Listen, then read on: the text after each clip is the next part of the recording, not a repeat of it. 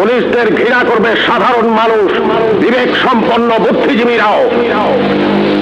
আপনারা সবাই ভুলে যাবেন AK-47 মতো মারাত্মক অস্ত্র পাওয়া গিয়েছিল আসামিদের কাছে। যদি জনগণের কাছে ধরা পড়ে ওই আসামিরা গণপিটুনিতে মারা যেত, আপনারাই বলতেন ভালো হয়েছে, পুলিশের কাছে গেলে ছাড়া পেয়ে যেত। একটা কথা মনে রাখবেন, পুলিশ কখনো আসামি ছাড়ে না। আসামি ছাড়ার অধিকার শুধুমাত্র বিচার বিভাগের। বলুন তো, AK-47 মতো রাইফেল কেন এদেশে আসবে, যা শুধু যুদ্ধক্ষেত্রে ব্যবহৃত হবে? কেন AK-47 বাংলাদেশে আসছে? কিসের আলামত?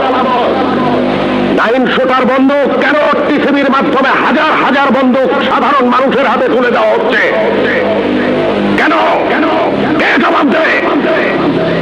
এই 9 শুটার বন্দুক দিয়ে কি হচ্ছে?